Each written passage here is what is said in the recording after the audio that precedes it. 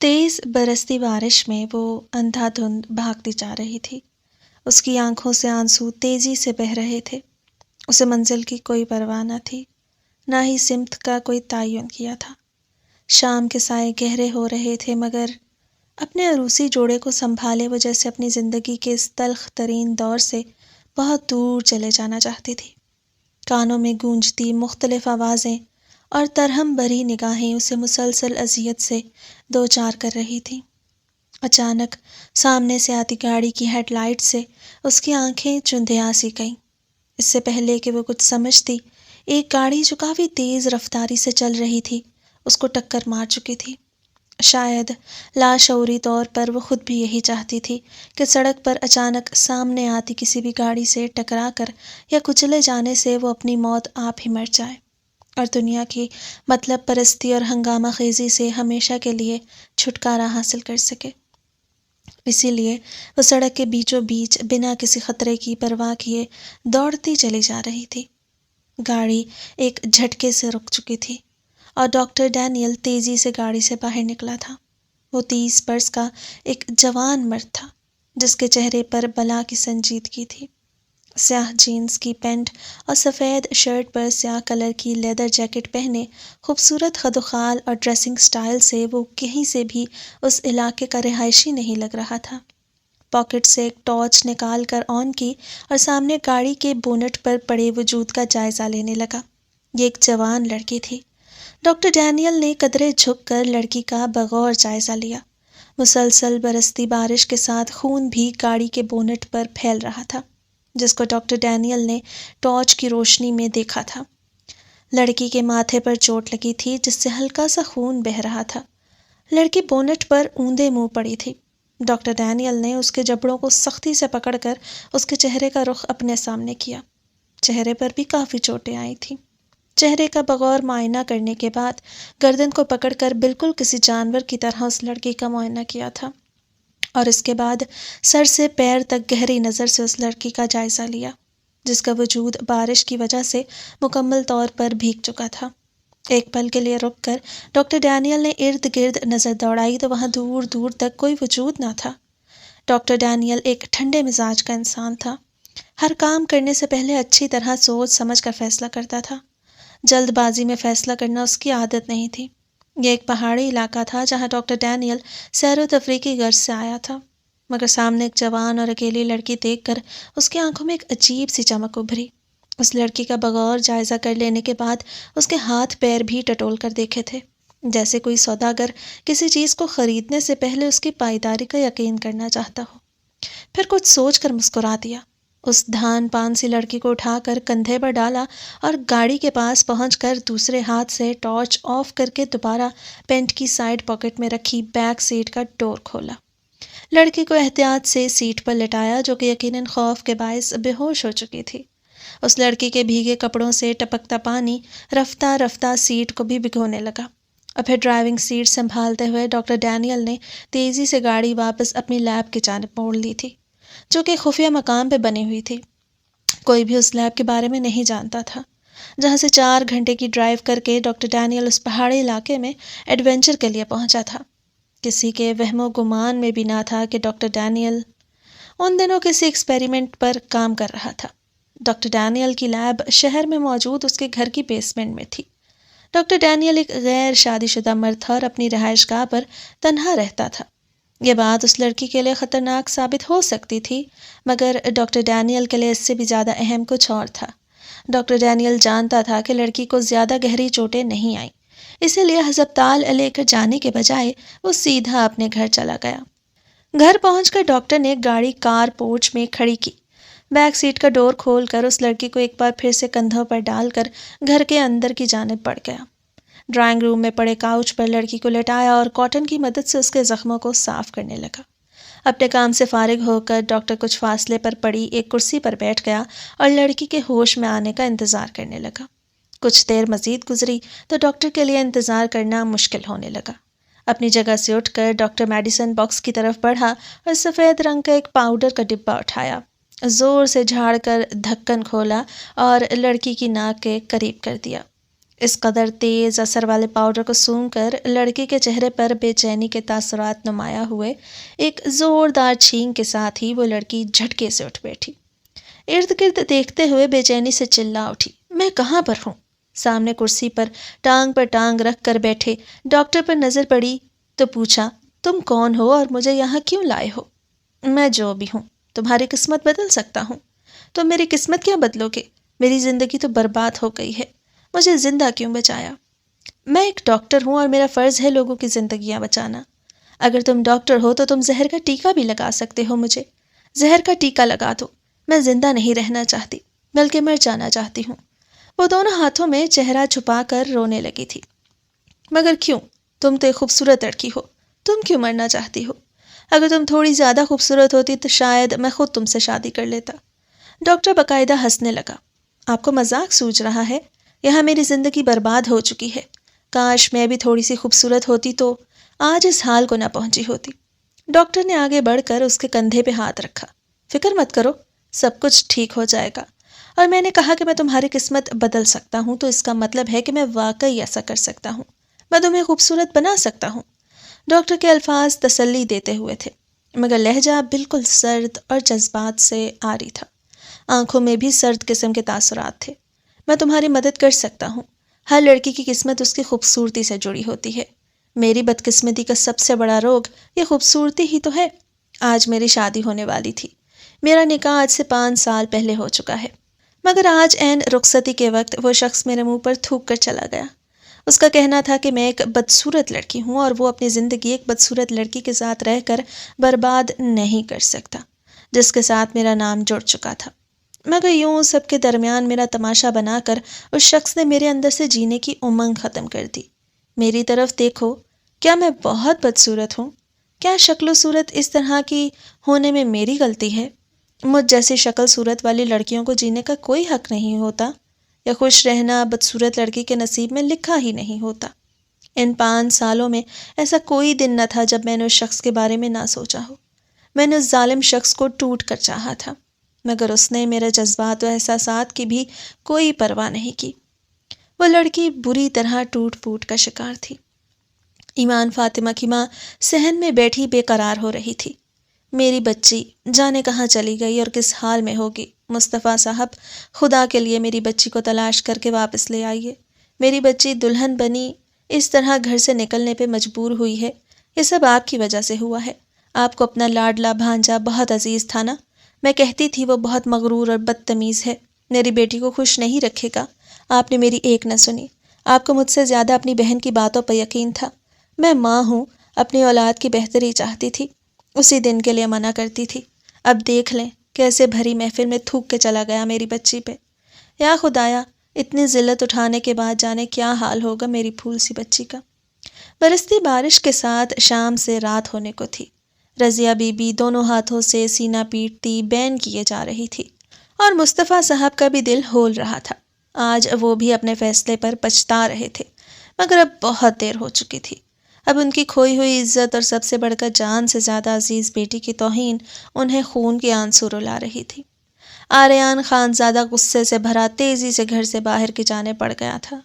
جاتے جاتے اس نے دیکھا کہ ایمان فاطمہ بری طرح روتے ہوئے کہیں جا رہی تھی، مگر اسے اس بات کی کوئی پرواہ نہ تھی۔ بس وہ ہر حال میں اس لڑکی سے جان چھڑوانا چاہتا تھا۔ ابھی بارش میں زیادہ شدت نہیں آئی تھی۔ آریان خانزادہ گھر سے کچھ دور کھڑی اپنی گاڑی میں جا کر چھپ کر بیٹھ گیا اور انتظار کرنے لگا کہ اگر بات بہت زیادہ بگڑ گئی اور گھر میں کوئی مرنے مرانے پر آ گیا تو وہ واپس لوٹ جائے گا۔ کسی اور کی اس کو زیادہ پرواہ نہ تھی، البتہ اپنے ماں باپ کے علاوہ اپنے ماموں سے بھی آریان خانزادہ پیار کرتا تھا اور انہی کی خاطر اب تک یہاں پر رکا ہوا تھا، ورنہ کب کا یہاں سے جا چکا ہوتا۔ بارش تیز سے تیز تر ہوتی جا رہی تھی۔ کافی دیر سے آریان خانزادہ اپنی گاڑی میں چھپ کر بیٹھا تھا کہ تبھی اسے گھر کے دروازے سے ایمان فاطمہ نکلتی ہوئی دکھائی دی۔ وہ سب سے چھپ کر کہیں جا رہی تھی۔ آریان خانزادہ کو اس بات کی ہرگز پرواہ نہ تھی کہ ایمان فاطمہ اس کی منکوحہ ہے۔ اس کو یوں گھر سے کہیں جاتا دیکھ کر آریان خانزادہ اس سے مستقل جان چھوٹ جانے پر خوش تھا۔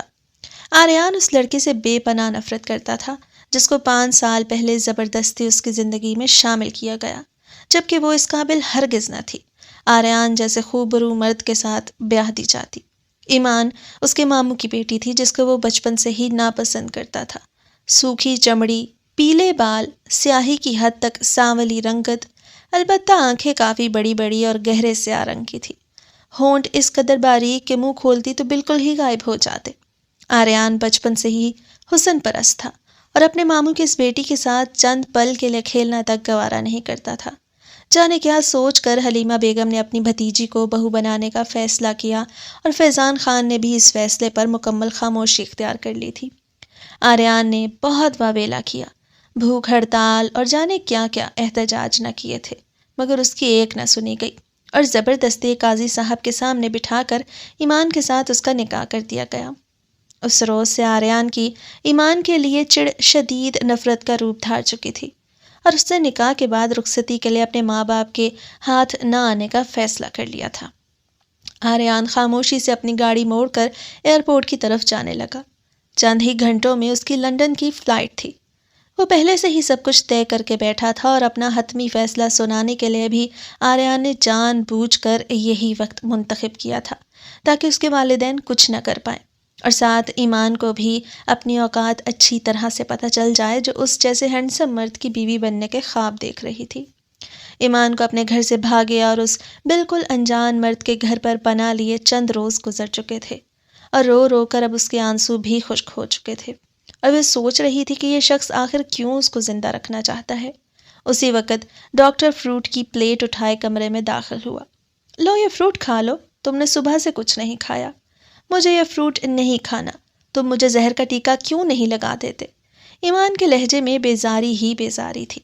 چلو ایک ڈیل کرتے ہیں، تم نے کہا تھا نا تمہاری حد سے زیادہ سانولی رنگت اور سوکھے پتلے بدن کے باعث تمہارے شوہر نے تمہیں ٹھکرا دیا ہے، تو پھر کیوں نہ میں تمہیں خوبصورت بنا دوں، تب تم اپنی قسمت بدل سکتی ہو۔ ڈاکٹر نے امید کی ڈور ایمان کے ہاتھ میں تھمائی تھی۔ کیا ایسا ممکن ہے؟ ایمان کے لہجے میں حسرت اور بے یقینی تھی۔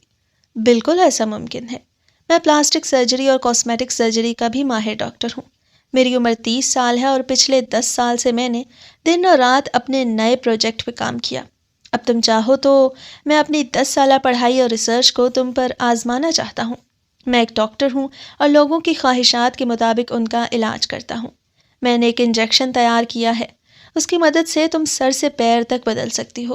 اگر ایسا ہو گیا تو تم واپس جا کر اپنا انتقام بھی لے سکتی ہو اور باقی کی زندگی تم اس خوبصورتی کے ساتھ گزارو گی جس خوبصورتی کا ہر عورت خواب دیکھتی ہے، اور اگر ایسا نہ ہوا تو میں تم سے وعدہ کرتا ہوں کہ میں تمہیں مار دوں گا۔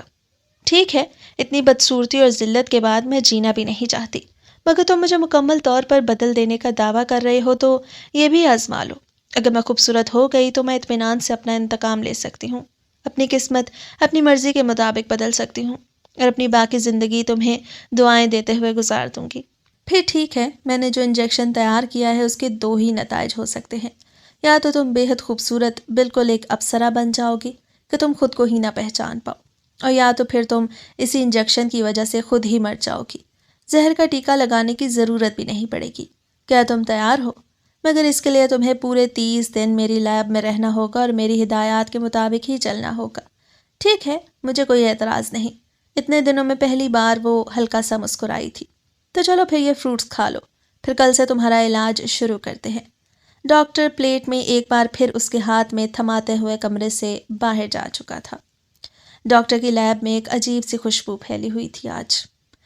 ایمان کے اس لیب میں 30 دن پورے ہو چکے تھے اور اس دوران اس نے کیا کچھ نہیں سہا تھا۔ روز کئی انجیکشن لگوانا، درد، الرجیز، حتیٰ کہ اس کے کھانے پینے کی ہر چیز پر بھی ڈاکٹر کا مکمل کنٹرول تھا۔ دودھ، فروٹ، سلاد اور دن میں ایک بار ایک سلائس بریڈ کا ملتا جس پر بٹر لگا ہوتا۔ ڈاکٹر نے اپنی 10 سالہ پڑھائی اور ریسرچ کی ساری مہارت اسی ایک لڑکی پر آزما ڈالی تھی۔ یہ لڑکی ڈاکٹر کے لیے اپنے تجربے کے لیے کام آنے والا جانور نہیں بلکہ ایک چیلنج تھی۔ ڈاکٹر اس کے چہرے کے ایک ایک نقش کو، اس کی رنگت، بال اور اس کے فگر تک کو یکسر بدل کے رکھ دینا چاہتا تھا، جس پر اس نے بہت محنت کی تھی۔ آج تو 30 دن پورے ہو چکے ہیں، آج تو مجھے شیشہ دیکھنے کی اجازت دے دو۔ میں دیکھنا چاہتی ہوں کہ میں خوبصورت ہو بھی گئی ہوں یا کہیں پہلے سے بھی زیادہ بدصورت تو نہیں ہو گئی۔ ایمان نے باقاعدہ منت کی تھی۔ خوبصورت نہ ہونے کا مطلب تمہارا زندہ ہی نہ رہنا تھا۔ ڈاکٹر ڈینیل کے چہرے پر خوشی کے ساتھ فاتحانہ مسکراہٹ تھی۔ ڈاکٹر اسے شیشے کے سامنے لے کر گیا۔ شیشے میں اپنا عکس دیکھ کر ایمان کا منہ کھلے کا کھلا رہ گیا۔ خوبصورت سراپا، لمبے گھنے سنہری رنگ کے بال، بھرے بھرے ہونٹ، سفید رنگت میں چہرے پر ہلکی ہلکی لالی چھائی ہوئی تھی۔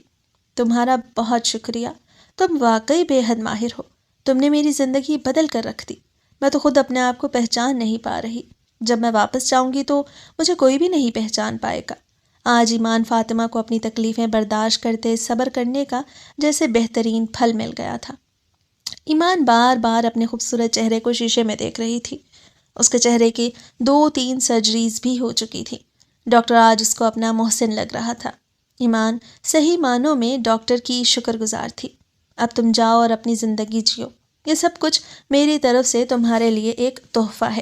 ویسے تو میں اس علاج کے کروڑوں روپے لیتا تو بھی کم تھا، مگر مجھے اپنے تجربے کے لیے ایک انسان کی ضرورت تھی، اور کون میرے تجربے کی خاطر اپنی زندگی داؤ پر لگاتا۔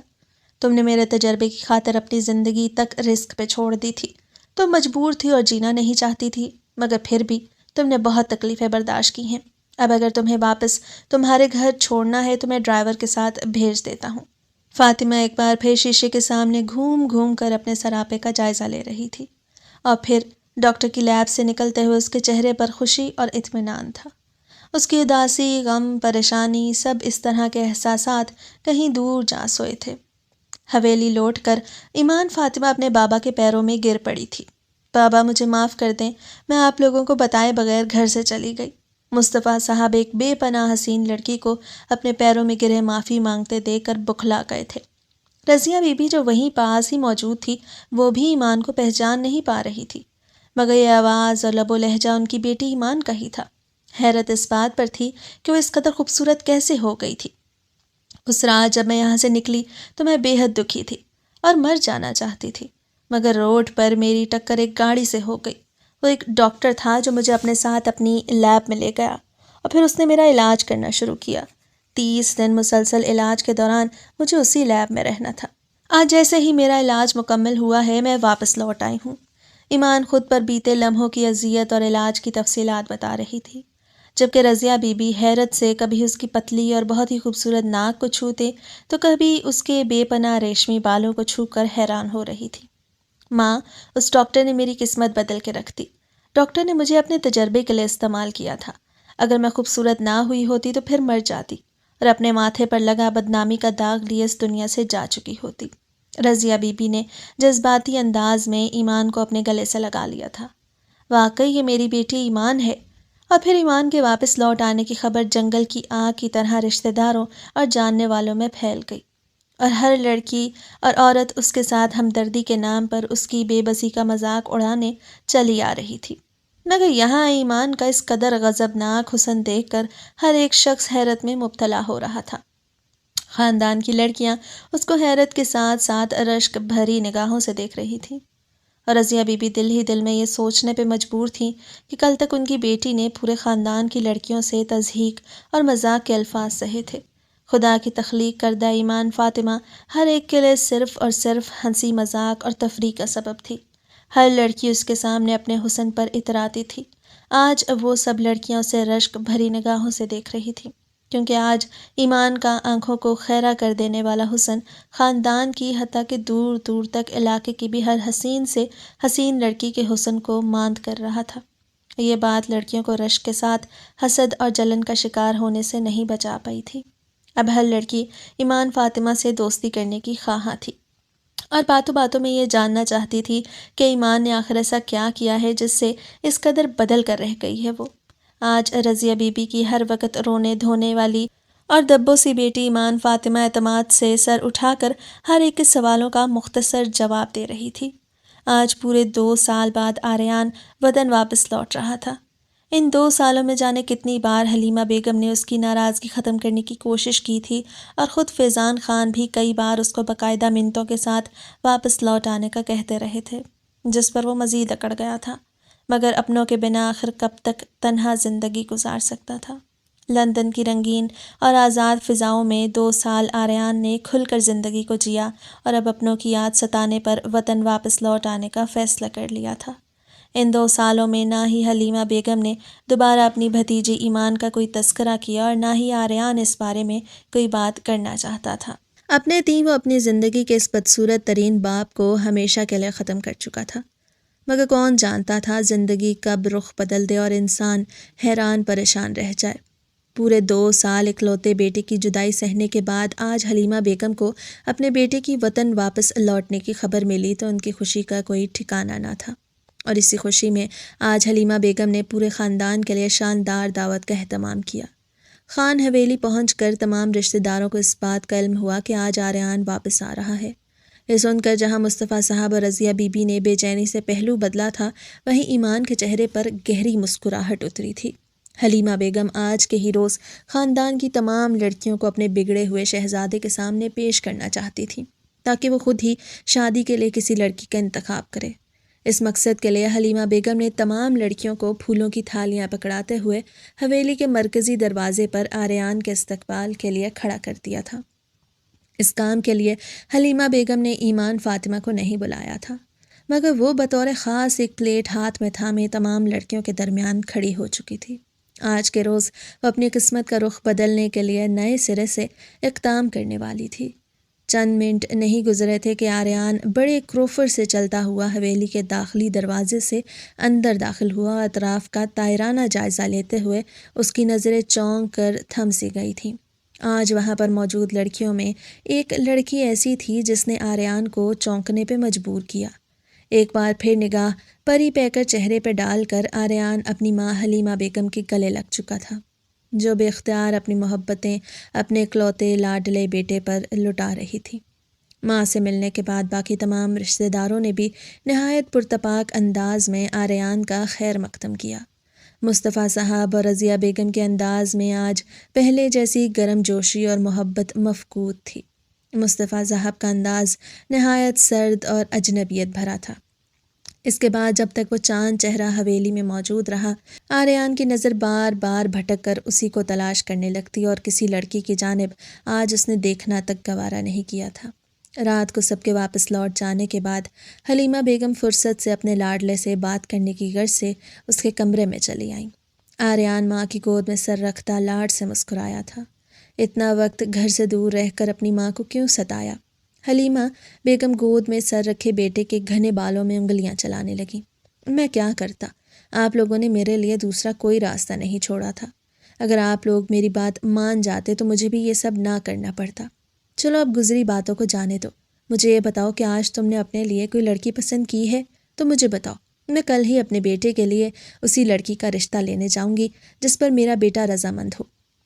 اس بار تمہاری مرضی کے خلاف کچھ نہیں ہوگا۔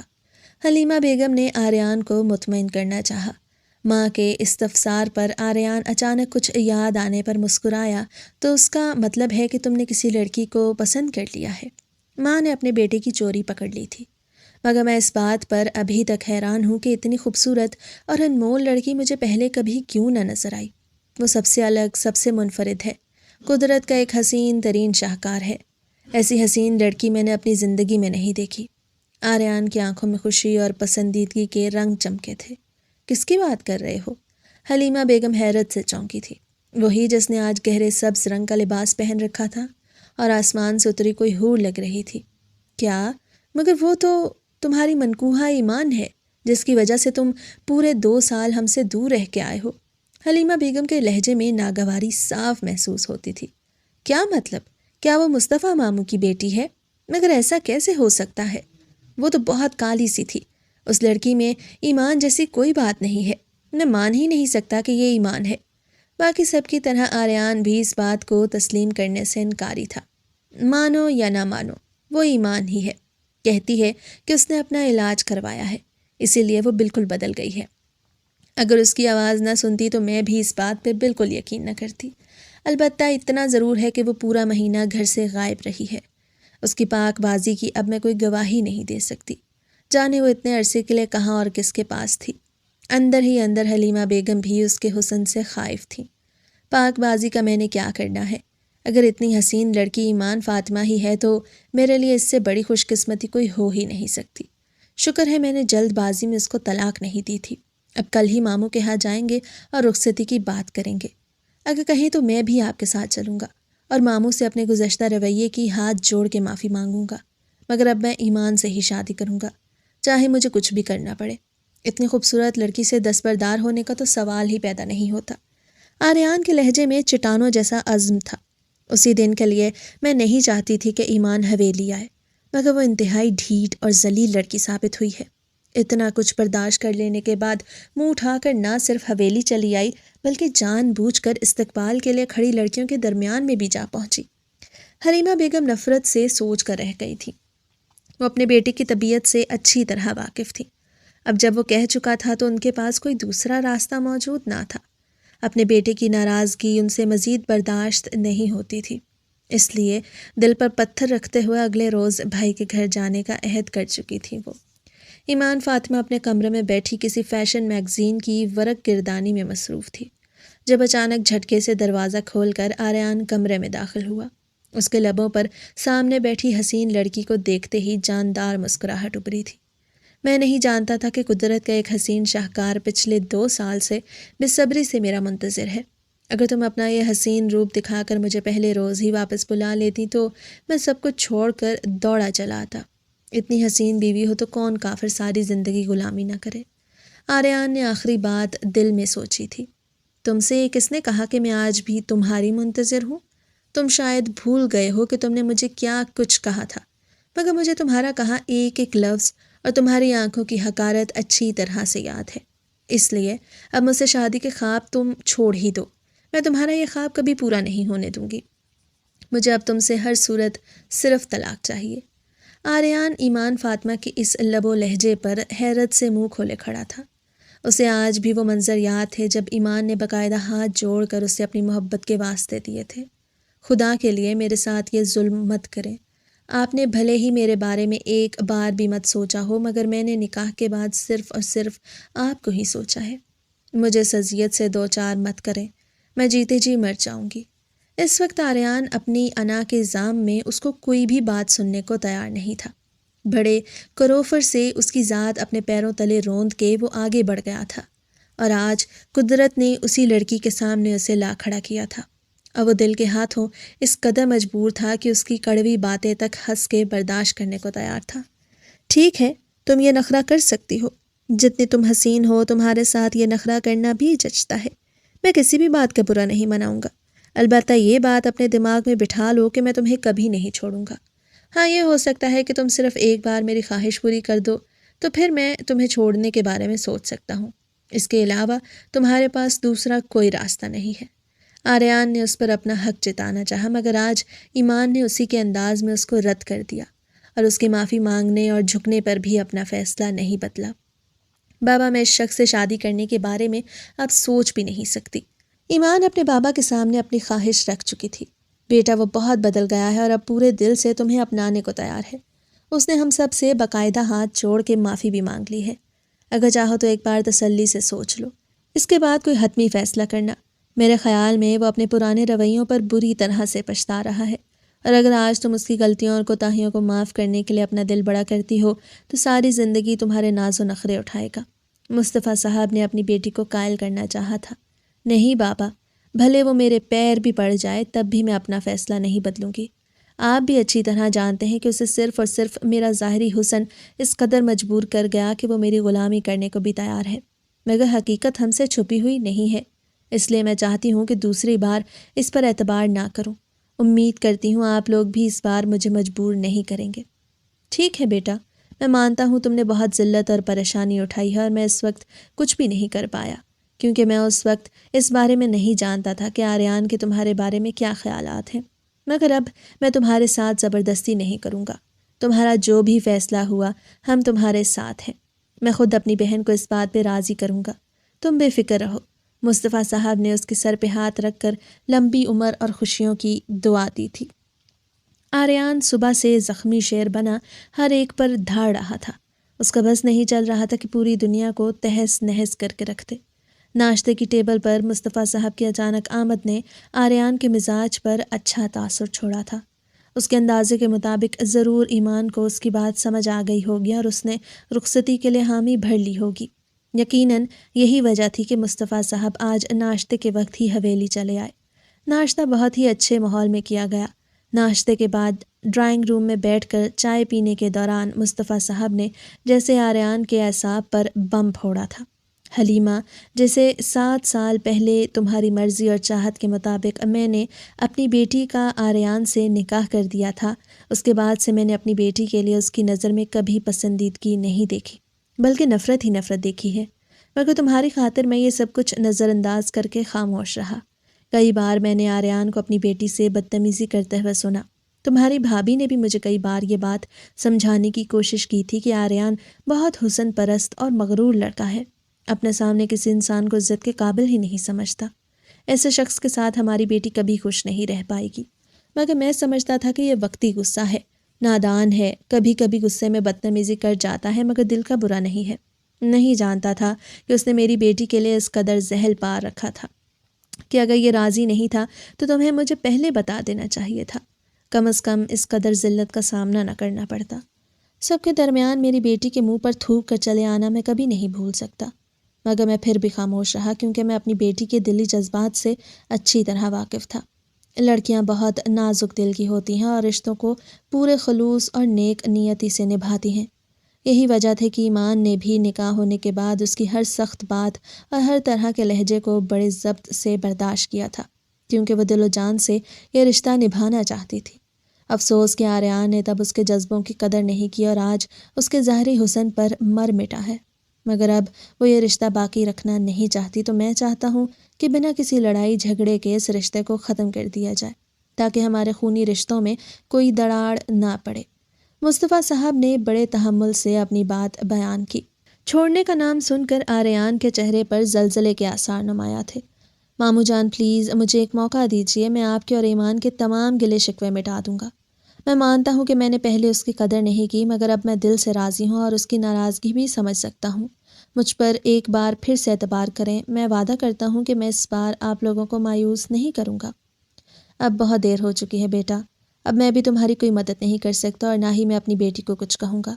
جانتے ہو وہ بھی تمہاری حسن پرستی سے اچھی طرح واقف تھی، اسی لیے اپنی ظاہری شکل و صورت کی کمی کو پورا کرنے کی خاطر تمیز، تہذیب، گھرداری سیکھنے کے ساتھ ساتھ ہر اس کام میں مہارت حاصل کرتی چلی گئی جو کام تمہیں خوشی دینے کا باعث بن سکتا تھا۔ تمہاری ہر پسند ناپسند کو ایمان نے اپنی اولین ترجیح بنا لیا تھا۔ تمہاری مرضی کے مطابق ڈھل چکی تھی وہ۔ اچھا پہننا، اوڑھنا، ہر طرح کا ہنر، اچھی تعلیم اور بھی جانے کیا کچھ وہ صرف اسی لیے کرتی چلی گئی کیونکہ اپنے آپ کو لاکھ بنا سوار کر رکھنے کی کوشش کرتی، اس کی شکل و صورت میں کوئی فرق نہیں پڑتا تھا۔ شاید اس کی بھی سب سے بڑی وجہ تم ہی ہو۔ تمہاری آنکھوں میں ہر وقت ناپسندیدگی دیکھ کر اس کا دل اسی خدشے سے دوچار رہتا تھا کہ کہیں تم اسے اپنانے سے انکار نہ کر دو۔ یہی وجہ تھی کہ اس کے دل کو کبھی کوئی خوشی راس نہیں آ سکی۔ اس کی ظاہری شکل و صورت کو نظر انداز کر کے تم نے اس کو اپنا لیا ہوتا تو میں بھی یہ یقین سے کہہ سکتا ہوں کہ تمہیں زندگی کی ہر خوشی دینے کے قابل تھی وہ، اور تم چاہتے تو تم بھی اس کا ایسے ہی کسی ماہر ڈاکٹر سے علاج کروا سکتے تھے، مگر تم نے اس کی ہر خوبی، ہر اچھائی اور وفا شعری سب کو نظر انداز کر دیا تھا۔ آج کیسے توقع کر سکتے ہو کہ وہی ایمان اتنا سب کچھ برداشت کر کے پھر سے تمہارے ساتھ زندگی گزارنے پہ راضی ہو جاتی؟ میں نے اس کو سمجھانے کی کوشش کی تھی مگر اس نے صاف انکار کر دیا ہے۔ امید کرتا ہوں تم بھی مجھے مزید پریشان نہیں کرو گے، اور واقعی تم اپنے کیے پر شرمندہ ہو تو تمہارا حق بنتا ہے کہ تم اس کی خواہش کو مد نظر رکھتے ہوئے اسے چھوڑ دو۔ تمہیں کوئی بھی خوبصورت لڑکی دل سے اپنانے کو تیار ہو جائے گی، مگر آریان کو مصطفیٰ صاحب کے سمجھانے پر بھی کچھ سمجھ نہیں آیا تھا۔ اس کو یہی بات کھائے جا رہی تھی کہ ایمان نے اس کی منت سماجت کرنے پر بھی دل بڑا نہ کیا۔ آریان جیسا حسن پرست قدرت کے ہر شاہکار کو دل سے خراج تحسین پیش کرنے کا عادی تھا۔ یہ بات کیسے برداشت کر لیتا کہ اب تک کی سب سے حسین لڑکی اپنے نکاح میں ہونے کے باوجود وہ یہ اختیار نہیں رکھتا تھا کہ اس کے حسن کو سراہ سکے، جبکہ قانونی اور شرعی طور پر وہ ایمان پر پورا حق رکھتا تھا۔ سارا دن حویلی کو سر پر اٹھائے رکھنے کے بعد شام کے قریب آریان مزید برداشت نہ کر پایا تو خاموشی سے اپنی گاڑی لے کے سیدھا مصطفیٰ صاحب کے گھر کی جانب چل دیا۔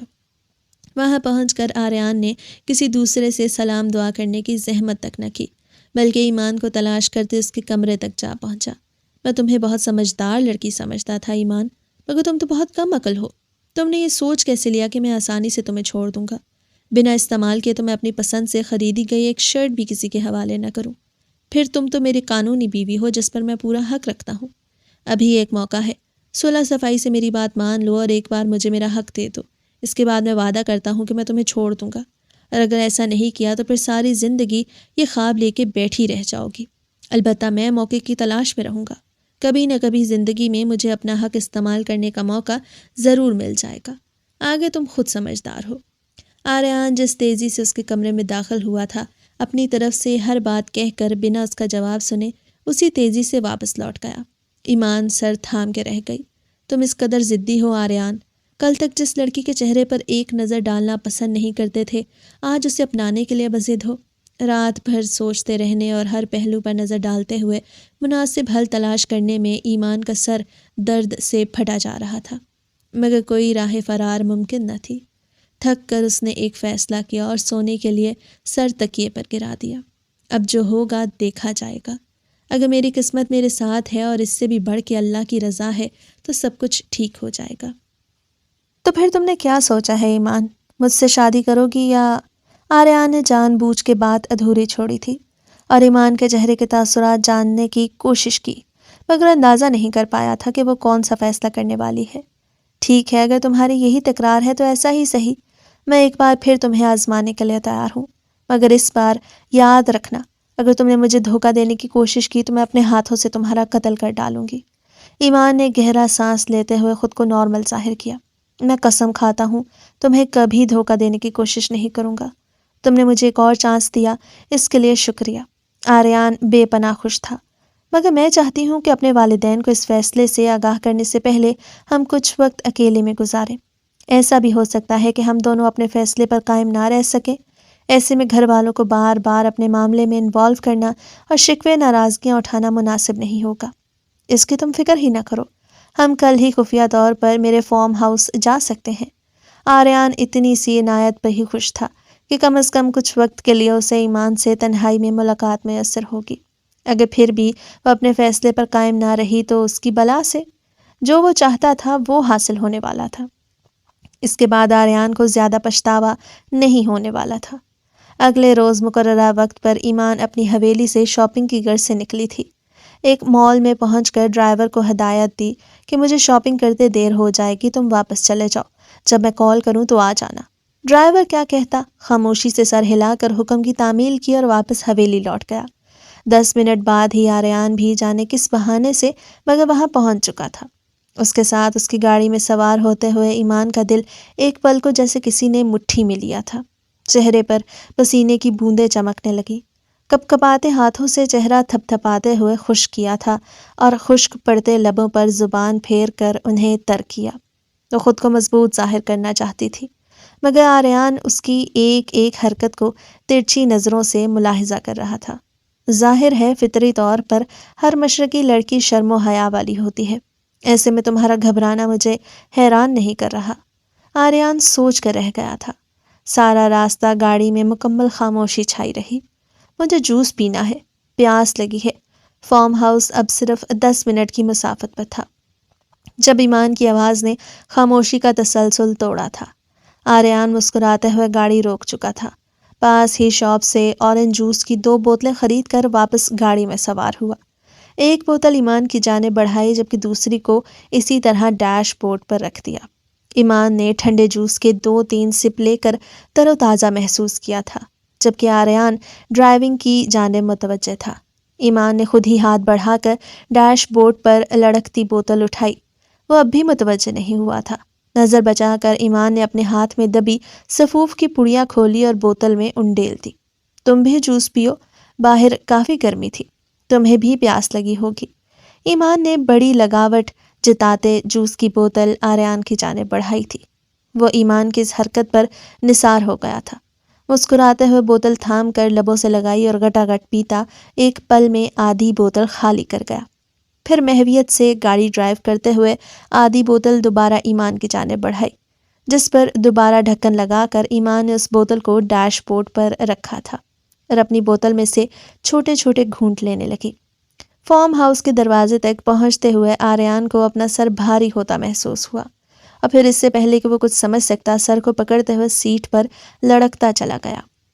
2-3 منٹ تک رک کر ایمان نے اس کی مکمل طور پر بے ہوش ہونے کا انتظار کیا، پھر اس کو کندھے سے پکڑ کر جھنجھوڑتے ہوئے اس بات کی یقین دہانی کی کہ آریان اب مکمل طور پر ہوش و حواس سے بیگانہ ہو چکا تھا۔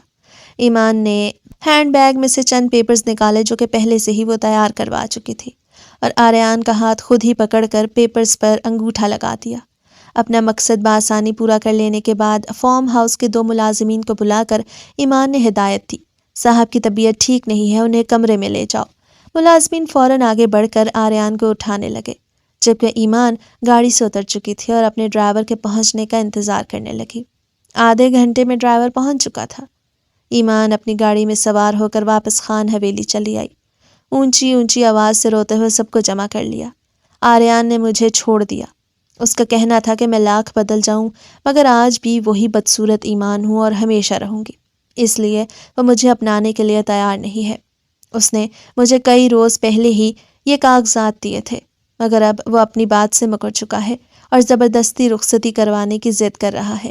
آج بھی مجھے شاپنگ مال سے زبردستی اپنے ساتھ فارم ہاؤس تک لے گیا۔ میں بہت مشکل سے خود کو بچا کر وہاں سے نکلنے میں کامیاب ہوئی۔ ڈرائیور مجھے اسی فارم ہاؤس کے پیچھے والے دروازے سے لے کر آیا ہے، آپ لوگ چاہیں تو اس سے بھی پوچھ لیں۔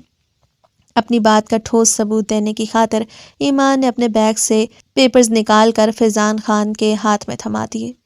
ان پیپرز پر تاریخ 22 دن پہلے کی تھی اور آریان کا سابقہ ریکارڈ بھی کچھ اچھا نہ تھا، اس لیے ایمان کی بات پہ یقین کر لیا گیا۔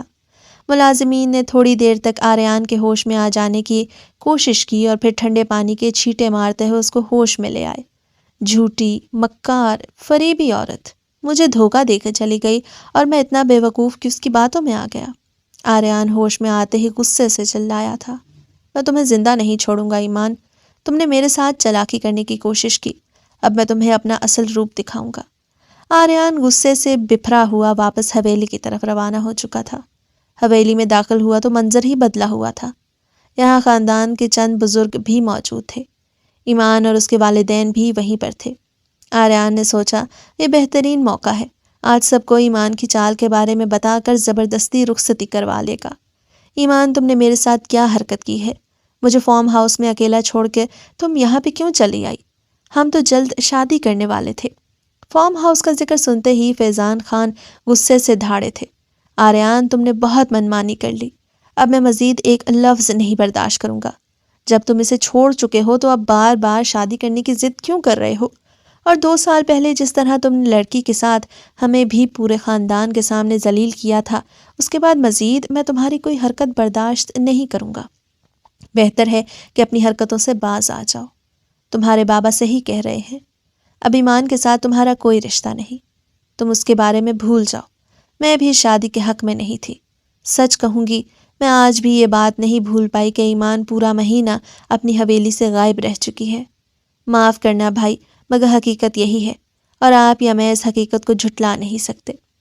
حلیمہ بیگم بھی آریان کو سمجھانے لگی، پھر آریان نے لاکھ سر پٹخا مگر کسی نے اس کی ایک نہ سنی۔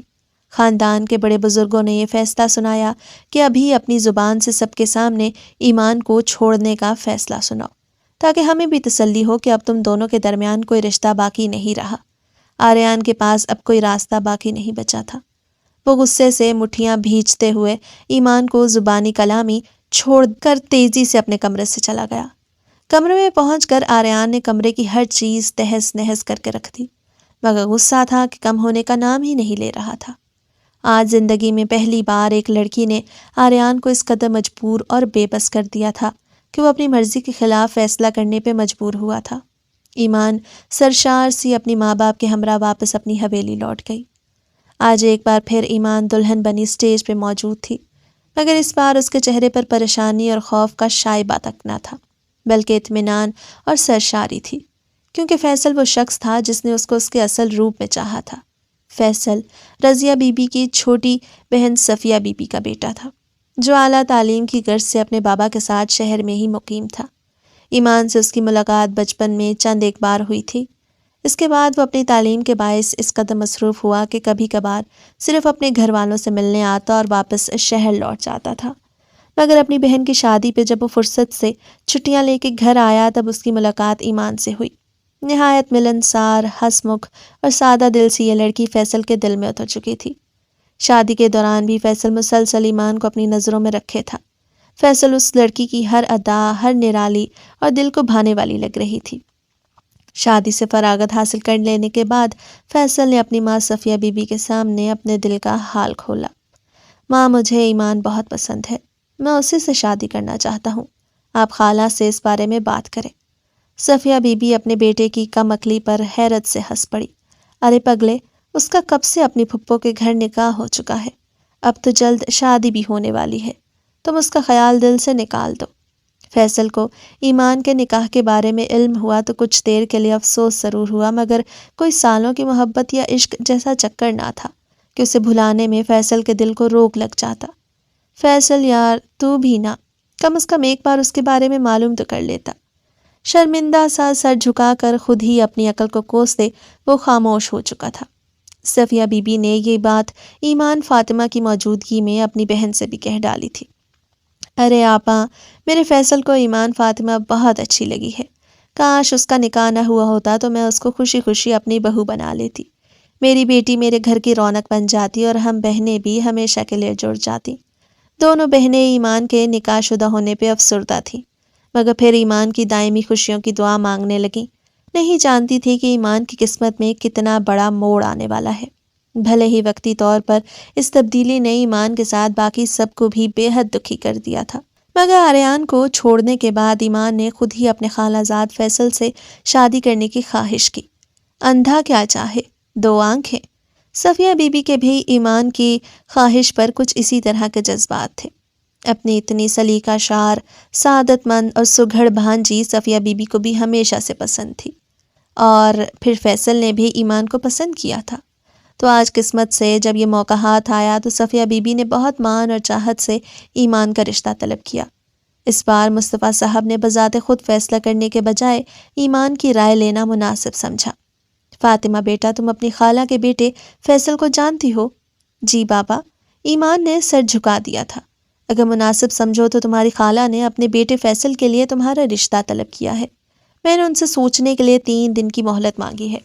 دراصل میں تمہاری رائے جاننا چاہتا ہوں، اگر تم بغیر کسی دباؤ کے اس رشتے کے لیے راضی ہو تو بھی مجھے بتا دو، اور اگر تم راضی نہیں تو بھی بلا جھجک کہہ ڈالو، ہم تم سے خفا نہیں ہوں گے۔ مصطفیٰ صاحب نے اپنی بیٹی کی مرضی جاننی چاہی۔ مجھے اس رشتے پر کوئی اعتراض نہیں ہے۔ ایمان کے جواب نے مصطفیٰ صاحب کو پرسکون کر دیا تھا۔ وہ بہت خوف زدہ تھے کہ شادی کی نسبت سے ایمان کا پہلا تجربہ کافی تلخ رہ چکا ہے، کہیں اپنے تجربے سے گھبرا کر وہ شادی کرنے سے ہی انکار نہ کر دے۔ مگر خدا کا شکر تھا کہ ایمان نے نہ صرف ان کی پریشانی دور کر دی بلکہ نہایت سمجھداری کا مظاہرہ کرتے ہوئے اس شخص کا انتخاب کیا جو اس کو اس کے ہر عیب کے ساتھ پسند کرنے لگا تھا۔ شاید وہ اپنے پہلے تجربے سے یہ بات سمجھ گئی تھی کہ لڑکی کے لیے ہم سفر کے طور پر بہترین انتخاب صرف وہی شخص ہوتا ہے جو اسے چاہتا ہو، کیونکہ مرد فطری طور پر ایک جذباتی اور بے صبرا انسان ہے۔ شادی بیاہ کے معاملوں میں قسمت کے لکھے پر ایک مرد صرف اسی صورت سمجھوتا کرتا ہے جب اس کی زندگی میں شامل ہونے والی عورت کے ساتھ اس کا پسند ناپسند والا کوئی معاملہ نہ ہو، اور بات ناپسندیدگی کی ہو تو مرد سمجھوتا ہرگز نہیں کرتا بلکہ اپنوں کے دباؤ میں آ کر خاموشی اختیار کر لیتا ہے۔ ایسی صورت میں دونوں فریقین کے مابین خوشگوار ازدواجی تعلقات قائم ہونا ناممکن سی بات ہے۔ اس کے برعکس مشرقی لڑکی جو کہ فطری طور پر صابر، وفاشار اور ہر قسم کے حالات سے سمجھوتا کرنے کی ماہر ہوتی ہے، اس کی زندگی میں انچاہا شخص ہم سفر بن جائے تو بھی نیک نیتی سے رشتے کو نبھاتی ہے اور خود پر جبر کرتے ہوئے گھر کو جنت بنا دیتی ہے، بشرطے کہ وہ دل سے اس رشتے کو تسلیم کر لے۔ اس کے لیے کسی قدردان شخص کے ہمراہ زندگی گزارنا جنت کے مترادف ہوتا ہے، اور ایمان بھی چاہے جانا چاہتی تھی، اس لیے فیصل کا انتخاب کر کے مطمئن ہو چکی تھی، کیونکہ اس کو یقین تھا کہ فیصل اور خالہ صفیہ اس کو دل سے اپنائیں گے، اس کی پھپھو حلیمہ بیگم کی طرح اس کی کردار کشی نہیں کریں گے، جنہوں نے اپنے بیٹے کی ہر کمی اور خامی پہ پردہ ڈالا تھا، اور ایمان جو ان کے بیٹے کے اس قدر توہین امیز رویے سے دل برداشتہ ہو کے گھر سے چلی گئی تھی، اس بار بھی ڈھکے چھپے الفاظ میں اسے بد کردار کہا۔ دراصل حلیمہ بیگم کا اپنا بیٹا آریان بد لحاظ اور بے مروت ہونے کے ساتھ بلا کا بد فطرت اور بد کردار انسان تھا، اور یہ بھیانک انکشاف ایمان پر اس کے لندن سے واپس لوٹنے کے بعد ہوا تھا۔ بے شک اللہ رب العزت بہترین فیصلہ کرنے والا ہے، مگر کم عقل انسان اپنے رب کی رحمت کو وقت سے پہلے سمجھ جائے ایسا بہت کم ہی ہوتا ہے۔